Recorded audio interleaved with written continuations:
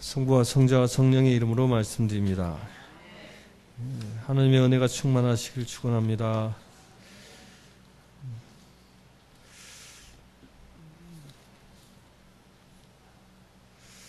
우리 옆 사람들에게 인사합시다. 성령 충만합시다. 시작. 하루하루의 삶이 늘 성령의 은혜 가운데 사시길 축원합니다.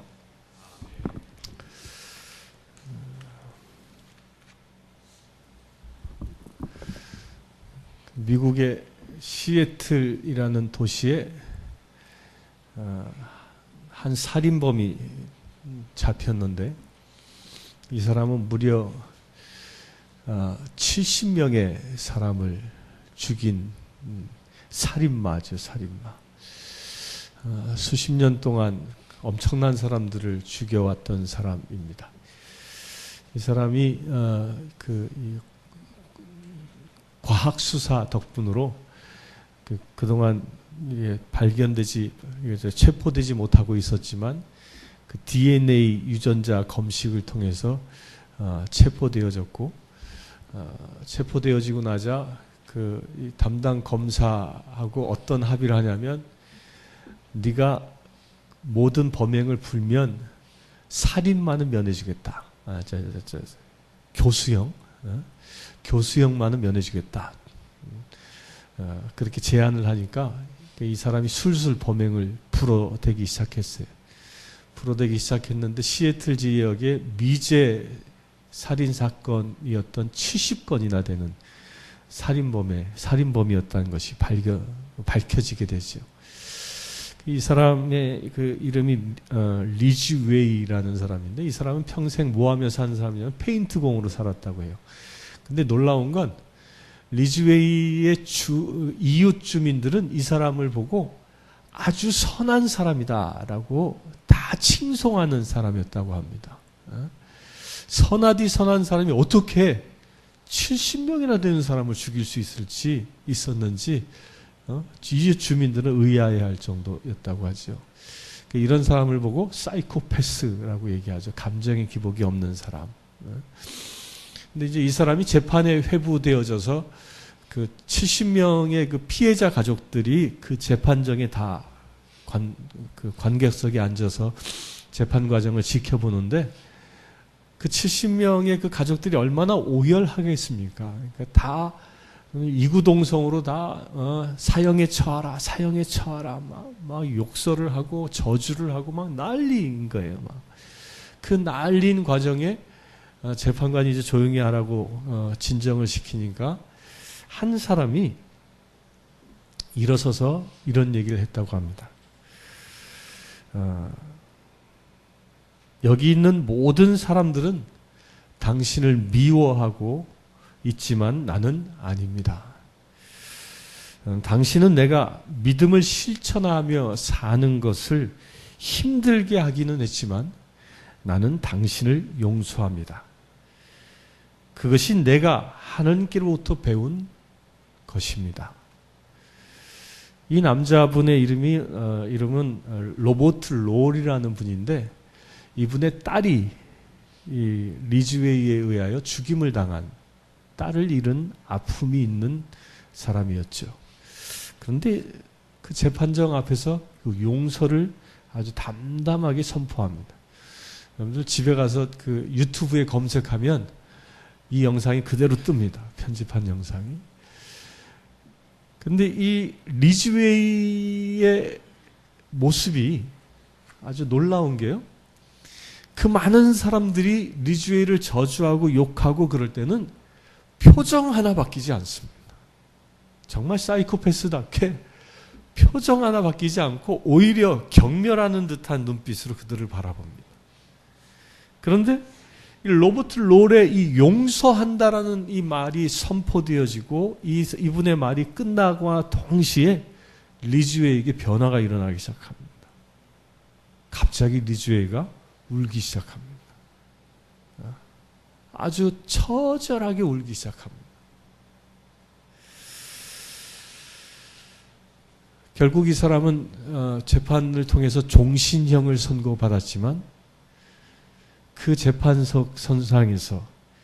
70명이라는 사람을 죽였음에도 불구하고 단 요만큼의 죄책감도 없었던 사람에게 로버트 롤이 선포했던 용서의 이 복음은 그의 마음에 변화를 일으킨 것이죠. 용서는 사이코패스조차도 변화시키는 놀라운 힘이 거기에 있습니다. 여러분들 2017년 이제 시작된 지 벌써 3주차가 되었는데 2016년 한 해를 바라보면 어떤 지난 과거를 바라보면 내 마음 안에 용서하지 못한 영역들이 혹여 있을 수 있습니다. 어떤 사람을 용서할 수 없는 것도 있을 수 있고요. 또 어떤 사건도 용서할 수 없는 것이 있을 수 있습니다. 그러나 그 모든 사건들을 진정 하나님이 원하시는 대로 변화시킬 수 있는 그 키는 그 나에게 아픔을 준 존재를 저주하고 정죄하는 것이 아니라 용서를 선포할 때 가능하다는 것입니다. 2017년은 그 용서의 은혜가 여러분들에게 가득하시길 축원합니다. 예수 그리스도와 우리 인간의 같은 점이 있고 다른 점이 있습니다. 예수 그리스도와 우리 인간이 다른 점은요, 예수님은 죄가 없으신 분입니다. 죄 없이 세상에 태어나신 분입니다. 그러나 우리 인간은 태어날 때부터 무엇을 안고 태어납니까? 죄를 안고 태어납니다. 그래서 우리 인간은 본성 자체가 악한 존재입니다. 악한 존재. 이게 예수님과 우리가 다른 점이죠. 예수님은 죄가 없으신 분이기 때문에 이 세상에서 그분은 무엇을 하며 사셨냐면 죄를 없애는 일을 하며 사셨습니다.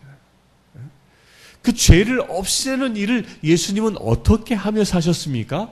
끊임없는 용서를 선포하며 사셨던 것입니다. 심지어는 당신께서 십자가에 못 박히실 때 못 박혀서 그 엄청난 고통을 친히 겪고 있음에도 불구하고 당신을 십자가에 못 박은 그 군인들을 용서하시는 놀라운 역사를 일으키지 않습니까? 이 예수님이 하시는 일입니다. 예수님은 이 세상에 살아가시면서 그분이 마지막 숨을 거두는 순간까지도 용서를 선포했다는 것입니다.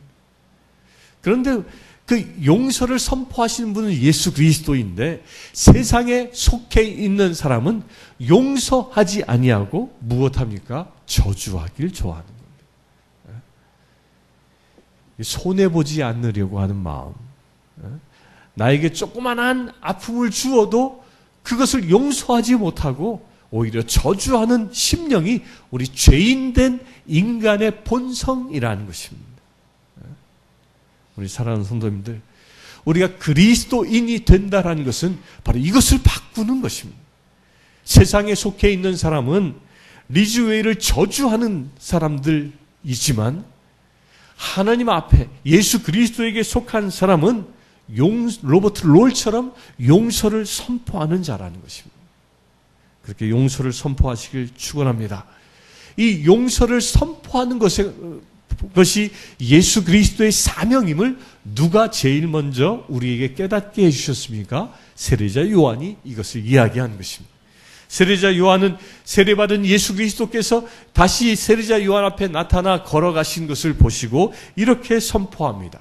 이 세상의 죄를 없애시는 하나님의 어린 양이 저기 오신다. 예수님을 뭐라고요? 죄를 없애시는 분이라는 겁니다. 죄를 없애시는 분이 바로 예수 그리스도이십니다. 그 죄를 없애는 것은 무엇을 통해 없앱니까? 용서함으로 없앤다는 거예요. 용서의 은혜가 우리 가운데 임하시길 축원합니다. 또한 예수님과 우리가 다른 부분이 또 뭐가 있냐면요. 예수님은 천지 창조 이전부터 존재하신 분이에요. 그래서 예수님은 말씀으로 세상을 창조하신 분이죠. 그런데 우리 인간은 어떤 분입니까? 에베소 1장 4절에 보면 천지 창조 때부터 계획된 사람이라 그러죠. 계획된 존재. 그러니까 우리는 세상에 2017년 1월 15일 이 시간 여기서 예배를 드리는 존재로 언제 계획된 존재예요? 천지 창조 때부터 계획된 존재. 그러나 예수 그리스도는 천지 창조인저부터 존재하고 있는 분이십니다. 이게 다른 것입니다. 그래서 예수님은 존재 그 자체이기 때문에 지금도 존재하고 계세요. 천지 창조 이전부터 존재하시고 영원한 세계가 오는 그 마지막 날까지도 존재하시는 분. 그럼 우리 인간은 어떤 존재일까요? 주님이 계획하신 대로 지금 이 순간을 살아가는 존재가 우리 인간이라는, 그리스도인이라는 것입니다. 따라서 우리가 살아가는 이유는 무엇입니까? 예수 그리스도는 온 세상을 창조하고 구원하시는 분으로 살아가신다면 우리는 주님의 계획하신 대로 살아가는 존재인 것입니다. 그러기에 우리는 2017년 하나님께서는 우리를, 나 자신을 어떻게 살아가기를 계획하셨는지를 주께 묻고 그 응답대로 살아갈 수 있는 결단의 삶을 사시길 축원합니다. 이 건물을 지으면 건축사가 설계를 합니다. 건축사가 설계를 할 때는 아주 철저하게 설계합니다. 특별히 건물이 크면 클수록이요. 내선에 전기 케이블은 몇 센치짜리를, 몇 미리짜리를 넣어야 하는지까지도 다 과학적으로 계산해서 철저하게 아주 완벽하게 설계 도면을 그려냅니다. 설계상으로는 아무 문제가 없지요. 그런데 왜 세상에는 많은 부실공사들이 일어납니까? 부실공사라는 말이 어떻게 일어나요? 설계 도면대로 안 했을 때 부실공사가 일어나는 거예요. 설계 도면대로 건물을 짓지 아니하면 조그마한 문제가 생기면 그 건물은 화재가 일어난다거나 붕괴가 일어난다거나 그런 일들이 일어나는 거죠. 삼풍백화점이 예전에 무너졌을 때 왜 무너졌어요? 설계대로 기둥을 제대로 세워놓지 않은 거예요. 막 없애버린 거죠. 그러니까 무너져 내리는 거죠. 우리 인생도 마찬가지인 거예요. 나를 설계하신 하나님의 그 설계의 모형이 무엇인지 내가 진정 그것을 알고 그 설계대로 살아간다면 우리 인생이 어떻게 축복의 인생을 살아갈 수 있는 것입니다. 그러니까 하나님의 설계대로 살아가시길 축원합니다. 예수님과 우리가 또한 반면에 같은 부분이 있어요. 예수님이 이 땅에 오셔서 공생애를 시작하셨는데 공생애를 시작하면서 예수님이 받은 것이 뭐예요? 성령의 은혜를 받아요. 성령 충만함을 받아요. 사도 요한이 오늘도 고백합니다. 나는 성령이 하늘에서 비둘기 모양으로 내려와 이분 위에 머무는 것을 보았다. 곧 예수님이 이 세상의 구원 사역을 시작하신 그 첫 사역의 그 징조가 뭐였어요? 성령이 임하시는 거예요. 곧 성령에 의하여 이 세상을 살아가는 사역을 하셨다는 거죠. 이것은 우리도 똑같습니다. 우리도 구원받아 주님의 자녀가 되는 순간 우리 안에 무엇이 임합니까? 성령이 임하는 거예요. 하나님께서 태초에 우리를 창조하신 그 원형의 모습대로 우리가 살아갈 수 있는 비밀이 바로 여기에 있는 거예요. 나의 힘으로는 주님이 계획하신 대로 내가 살 수 없습니다. 왜? 나는 죄인이기 때문에. 죄된 본성을 가진 자이기 때문에 조금만 이 죄된 것에 노출되어지면 금방 죄짓고 마는 존재가 우리이기 때문에, 나이기 때문에. 아무리 내가 말씀 안에 정결함을 입었다 할지라도 죄 지을 수 있는 상황과 조건에 처해버리고 나면 금방 죄에 빠지지 않습니까? 분노하지 말라라고 했는데 조금만 분노하는 상황이 되면 분노하지 않습니까? 미워하지 말라 했는데 조금만 미워할 수밖에 없는 상황이 되면 미워하지 않습니까? 왜 그렇습니까? 내 안에 죄된 본성 때문에. 그렇기 때문에 죄된 본성을 이길 수 있는 힘은 나의 힘과 능력으로 불가능하기 때문에 오시는 분이 있는데 그분이 누구요? 바로 성령 하나님이십니다. 그 성령님께서 예수 그리스도에게 임하신 것처럼 우리도 주의 자녀된 우리도 주 성령이 나에게 임하시는 것입니다. 그래서 우리는 무엇을 날마다 구하며 살아야 합니까? 성령 충만함을 구하며 살아야 하는 것입니다. 나의 힘으로는 불가능합니다. 우리가 교회 안에서 봉사하고요, 이웃을 섬기는 일들, 내가 성령의 힘으로 하지 아니하면 금방 시험에 빠지고 마는. 그러나 성령의 힘과 권능이 내게 임한다면 그 모든 것을 다 감당하고도 남을 수 있는 능력이 우리에게 나타나는 것입니다. 고린도전서 오늘 읽은 서신 성경엔 분명히 이렇게 얘기합니다. 당신들은 예수를 믿음으로 인하여 말을 잘하게 되지 않았습니까? 이 얘기를 뭘 얘기하는 거예요? 언변이 뛰어나졌다라는 말은 성령이 내게 임하자 주의 말씀을 전할 수 있는 능력이 내게 생겼다는 것입니다. 어떻게 그게 가능할까요? 성령이 내게 임할 때. 성령이 내게 임하면 무엇을 말하고 무엇을 전할지 모르는 나에게 지혜의 영 되신 그분이 내게 임하여 주의 복음을 전할 수 있는 능력을 주시는 것입니다. 또한 성령이 내게 임할 때 내가 죄된 상황과 조건에 빠지면 금방 죄 짓는 나였다 할지라도 성령이 내게 임하면 그 모든 상황과 조건으로부터 이길 수 있는 힘을 주시기 때문입니다. 그래서 우리가 진정 날마다 주님의 은혜 가운데 승리하며 살아갈 수 있는 비밀은 성령 충만함을 받는 일입니다. 우리 사랑하는 성도님들, 성령 충만함을 받으시길 축원합니다. 그 로버트 롤이 법정에서 자기 딸을 죽인 살인범을 보고 용서함을 선포하자 리즈웨이의 마음이 움직여 그가 눈물로 통회할 수 있었던 건 누가 하신 일일까요? 성령이 하신 일입니다. 용서를 선포하는 용기 있는 그 성령의 역사에 자기를 맡겼을 때 사이코패스의 마음도 움직이게 하는 것이 바로 성령이 하시는 일이죠. 따라서 우리 그리스도인들은 날마다 이처럼 성령 충만함을 사모하며 살아가야 하는 것입니다. 성령 충만함은 그러면 왜 내가 받아야 할까요? 예수님께서 성령으로 충만함을 받으신 이유가 뭐였을까요? 예수님께서 공생애를 3년 반 동안 하시는데 그 3년 반 동안 성령의 능력에 힘입어 사역을 하시죠. 근데 그 주님이 하신 사역이 모두 무엇하는 거예요? 전도하는 거예요. 당신의 복음을 선포하는 일이죠. 하늘나라의 복음을 선포하는 거죠. 죽어가는 심령을 살리는 그 생명의 복음을 선포하는 것이 예수님의 사역이었습니다. 어떤 힘을 통해서? 성령의 힘을 통해서. 따라서 우리가 성령의 힘을 구한다는 것은 바로 주님의 말씀을 전도하기 위해서 성령의 힘을 구하는 것입니다. 성령을 받는 것이요. 내가 성령의 힘을 받아서 방언을 잘하게, 내가 성령의 힘을 받아서 어떤 기적을 행하기 위해서, 성령의 힘을 받아서 내가 어떤 치유를 행하기 위해서, 그것이 그렇게 단순한 목적만이 아니라는 거예요. 방언을 하든 예언을 하든 치유를 하든 기적을 일으키든 그 모든 것들은 어디에 초점이 맞춰져야 돼요? 복음을 전하는 데 초점이 맞춰져야 하는 거죠.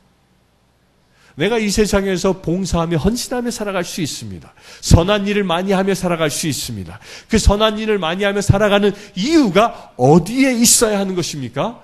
내가 성령 충만함을 받기 이전까지는 나의 만족함을 위해서 하는 것입니다. 그러나 내가 성령 충만함을 받은 이후에 그 모든 일들은 복음을 전하기 위해서 하는 것이라는 거예요.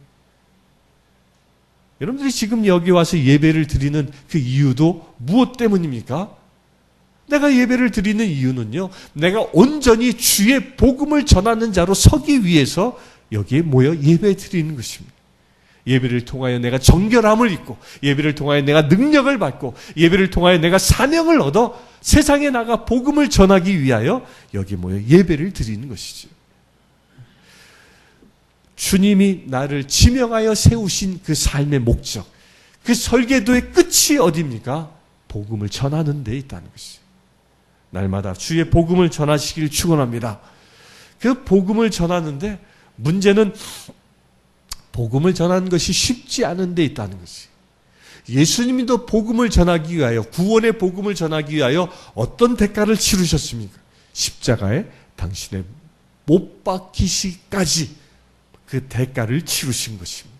당신의 생명을 내놓는 데까지 대가를 치르신 것이죠. 우리 또한 마찬가지인 것입니다. 세상에 복음을 전하는데 거저 되는 것은 아무것도 없습니다. 나의 시간을 드릴 수 있는 대가를 치를 수 있어야 합니다. 나의 물질을 드릴 수 있는 대가를 치를 수 있어야 합니다. 나의 내가 좋아하는 것을 내려놓는 대가를 또한 치를 수 있어야 합니다. 내가 주변의 사람들을 만날 때 나를 자랑하기보다도 예수 그리스도를 자랑하는 그 대가를 치를 수 있어야 합니다. 그 대가를 치를 때에 비록 복음을 듣는 이가 나를 박해하고 나를 무시하고 나를 억압할지라도 그 모든 고난을 감내하며 복음을 전할 수 있는 용기를 가져야 하는 것이죠. 그렇게 되시길 축원합니다. 그 모든 용기를 내어 복음을 전할 때 그 복음을 전하는 그 목적이 무엇입니까? 그것은 바로 하느님의 나라의 완성인 것입니다. 우리가 진정 복음을 전하면 주의 나라가 확장되어지는 축복의 여정이 시작되기 때문입니다. 우리 사랑하는 성도님들, 복음을 전하는 현장에 서시길 축원합니다. 그 복음을 전함으로 인하여 주의 나라를 확장하는 그 사역자로 서시길 축원합니다. 예수 그리스도께서 일생 동안 주님의 나라를 확장하기 위하여 당신의 몸을 다 내놓으신 것처럼, 당신의 생명을 다 내놓으신 것처럼 우리도 한번 여기에 도전받으시길 축원합니다. 우리가 2017년을 살아가는 그 삶의 이유는 주님의 나라를 확장하는 데 있다라고 선포하시길 축원합니다. 그 먼저 여러분들 가정이 주의 나라 되시길 축원합니다. 여러분들 가정이 주의 나라 되어진다면 우리가 모여 살아가고 있는 이 사회가 하나 둘씩 주님의 나라로 확장되어지고 주님의 나라가 되어지는 축복의 역사가 일어날 줄 믿습니다. 성부와 성자와 성령의 이름으로 말씀드렸습니다.